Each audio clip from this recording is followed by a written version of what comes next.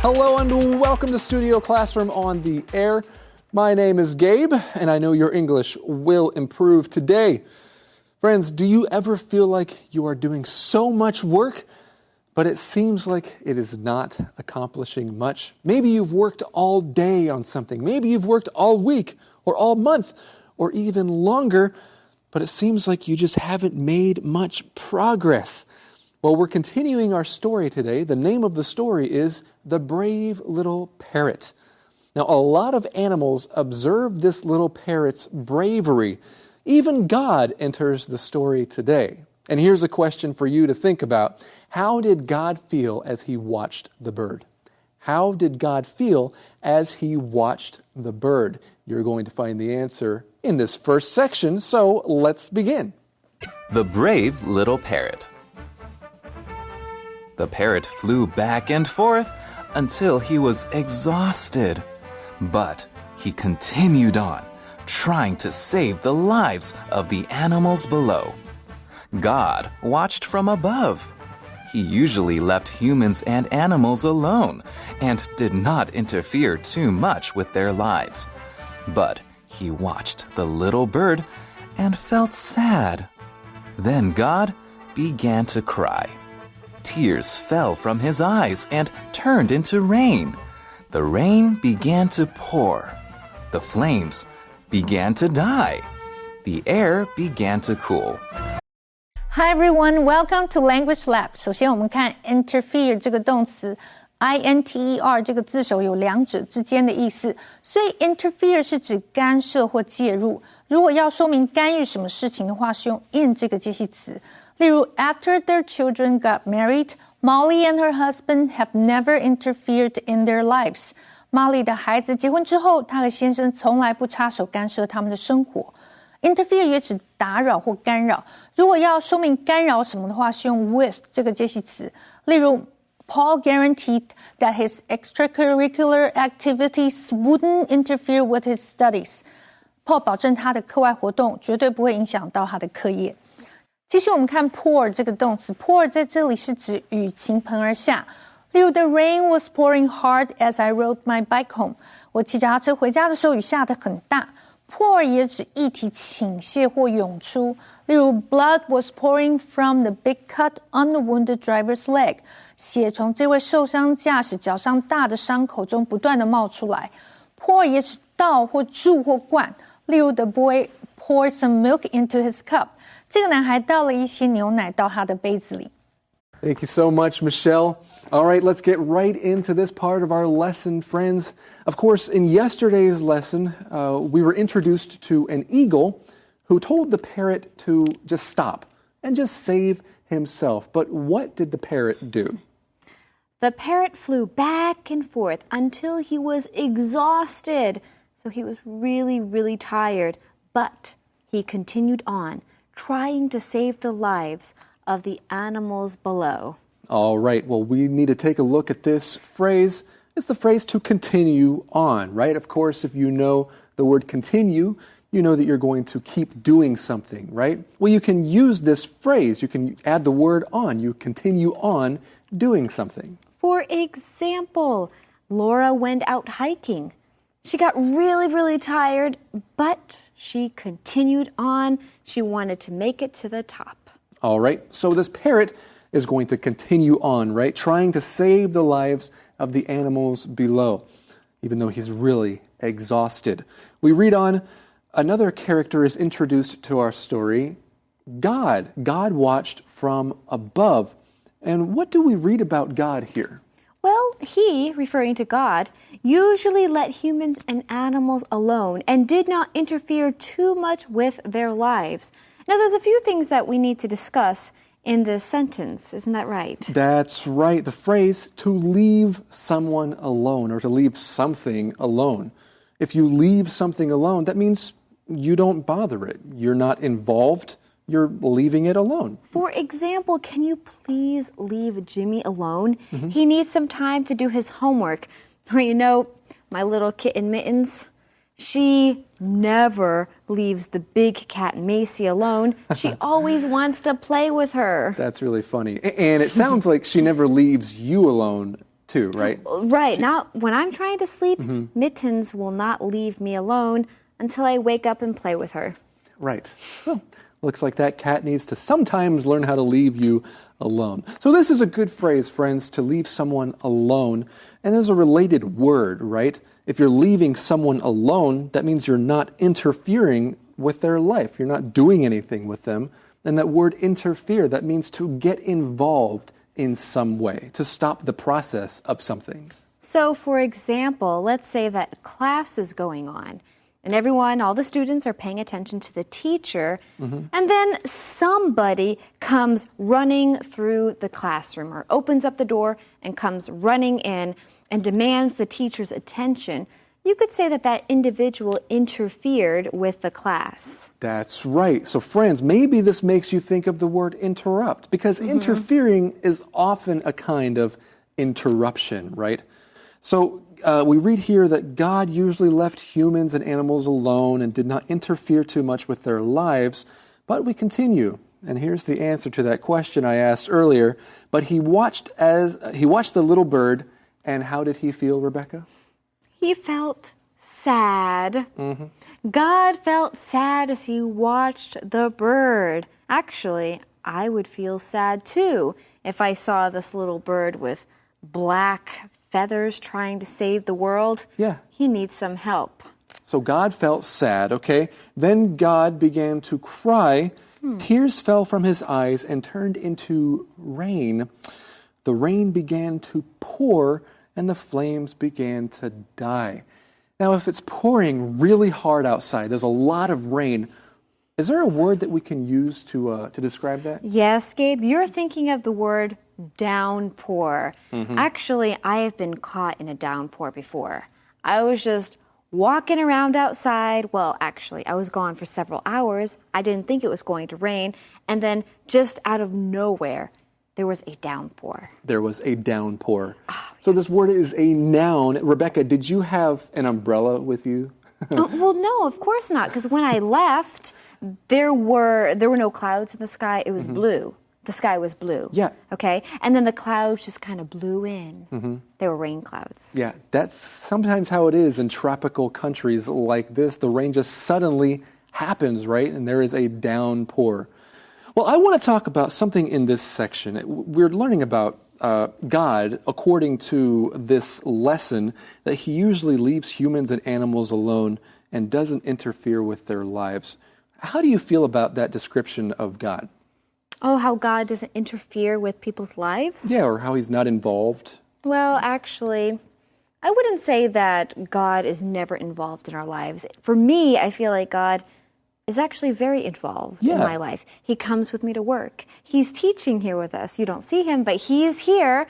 And I feel like he accompanies me everywhere I go. Yeah, I feel the same way. There are a couple different views of God. One is a deistic view, and that's kind of the way our lesson is, that God created everything and then he just sat aside and watched it. But I believe more in a theistic view of God, and that is that he is involved in our lives and he does care very much. Well, speaking of God, what about that phrase, acts of God? Do you know what that is? Well, let's go find out. In the Info Cloud. Hello, friends. Whether or not you believe in God, we need to understand what acts of God are, especially if you own property. Acts of God is, in fact, a legal term that's mostly found in contracts. It covers any unpredictable event caused by natural forces that cannot be controlled, like earthquakes or floods. Right. Acts of God is often a clause in an insurance policy. It basically deals with unforeseen circumstances or unpredictable events. If your home suffers damage as a result of an act of God, such as an earthquake, you should immediately contact your homeowner's insurance company to determine whether the damage will be covered. Another term we often hear is contingency, which refers to an accident or emergency. It's a good idea to always have a contingency plan, a plan or procedure that we can put into action if an emergency occurs. So a contingency plan is an emergency plan, which is something that we might use as a backup should a worst case scenario occur. Right. A scenario is like a story, but in this case, a scenario refers to an outline of a sequence of events that may happen in the future. And a worst case scenario is a situation where everything that can go wrong will go wrong. Acts of God 字面上是上帝的行为，指的就是不可抗力的因素。好比说天灾这个名词是英文合约中常会看到的一个条款。Acts of God 条款是针对发生天灾时签约者相互间的因应方式。Acts of God 往往是unforeseen circumstances 不可预先看见的状况，也就是没有预料到的突发状况。另一个相关的字是 contingency， 就是偶发事件。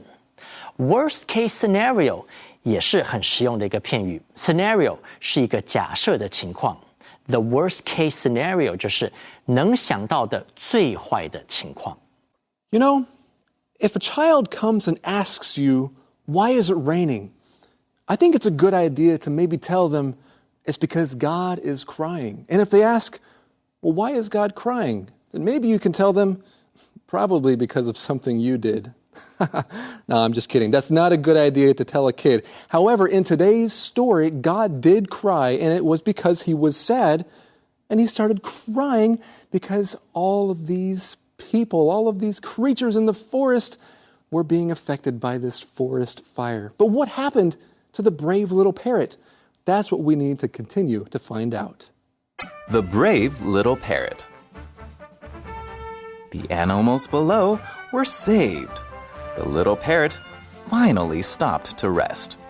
His wings were black. His feathers were burned. Then God smiled down on the little parrot. He cried tears of happiness that fell down on the parrot. Wherever the teardrops touched the parrot's wings, new feathers now grew. Red feathers, green feathers, yellow feathers, such bright colors. The other animals looked at the little parrot that had saved them. Hooray for the brave little parrot and for the miraculous rain. OK， 继续我们看 teardrop 这个名词。teardrop 是指一颗颗的泪珠或泪滴。例如 teardrops began to roll down on the little girl's face as soon as she entered the doctor's office. 这个小女孩一进到诊所，泪珠就开始沿着脸颊哗啦啦的流下来。或者是 the boy wiped the teardrops off his face after he calmed down. 这个男孩平静下来之后就把眼泪擦干。如果去掉字尾的 drop， tear 是指眼泪或泪水，通常都是复数形。例如 the woman's eyes were full of tears of joy. 这个女人的眼睛充满了感激的眼泪。最后我们看的是 miraculous 这个形容词。miraculous 是指奇迹的、令人惊讶的或者是不可思议的。注意它的重音是在 RA 这个音节，念成 miraculous。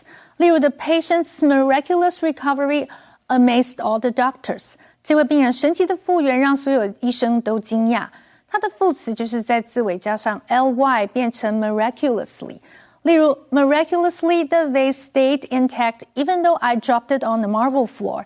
很神奇的，我虽然把这个花瓶掉在大理石的地板上，它还是完好如初。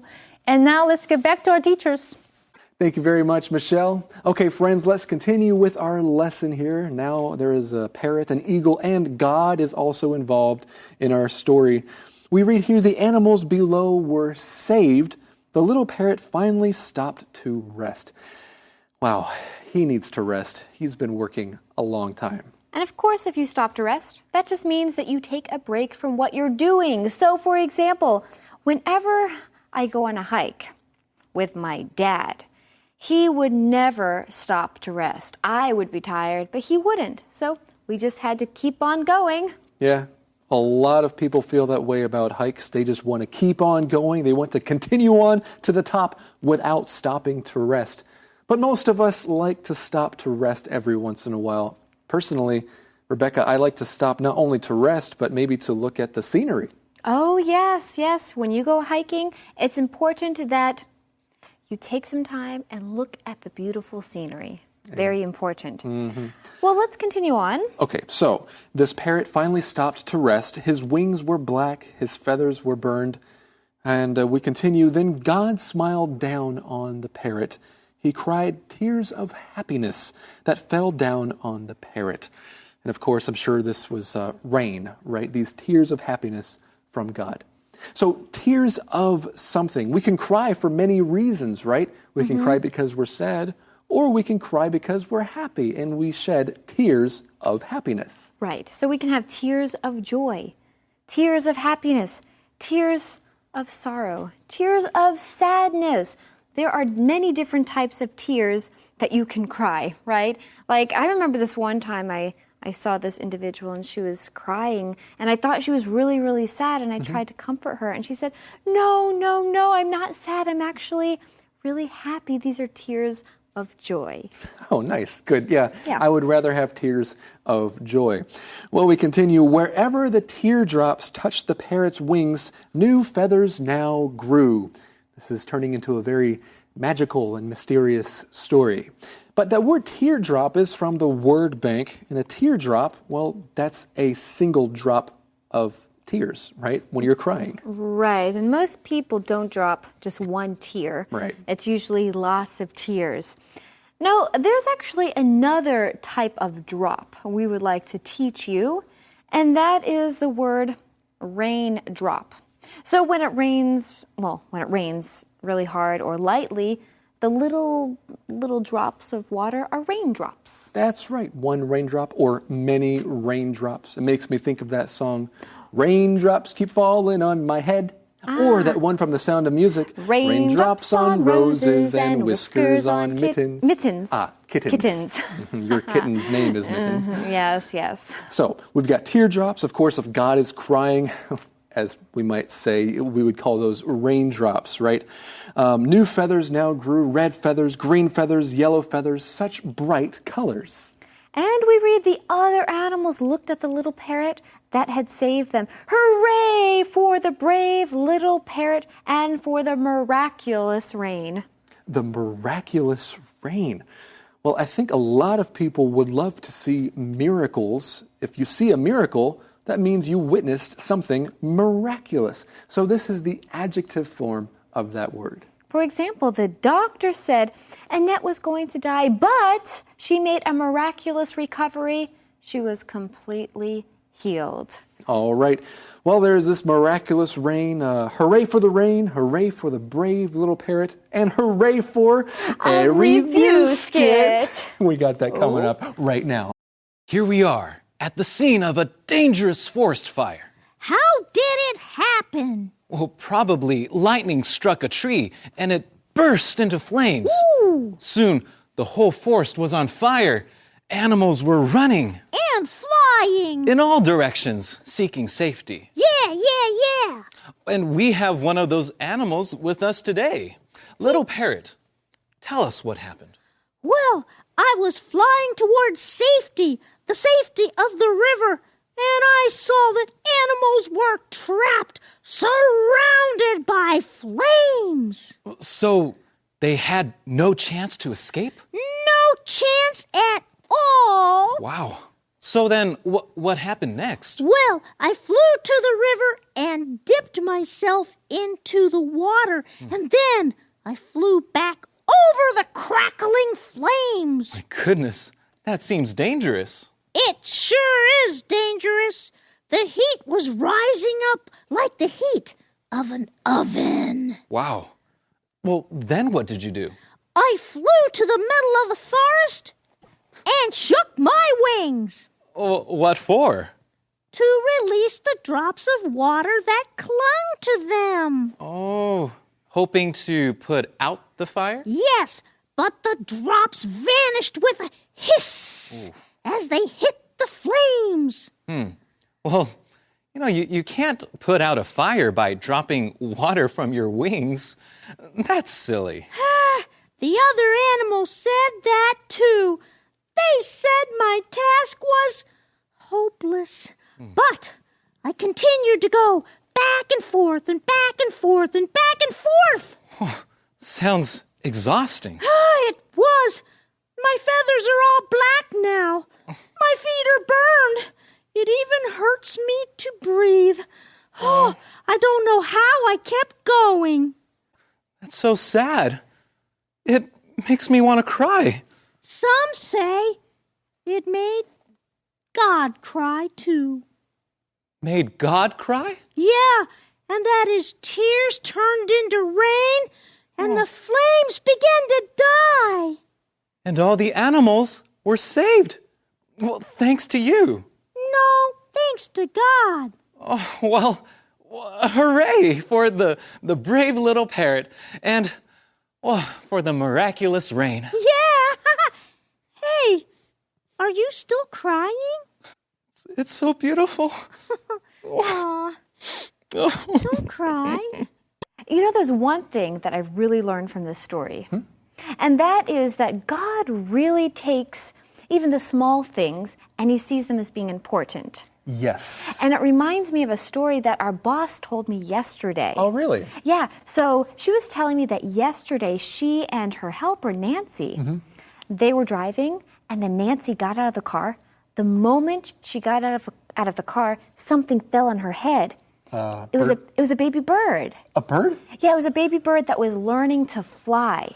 But the important thing is, it fell on her head, and that kept the bird from dying. Oh, so Nancy's head kept the bird from falling to the ground. I like that story. Yes. I'm sorry for Nancy's head, but I like that she saved the bird. Friends, thank you so much for joining us today, and we'll see you next time right here at Studio Classroom.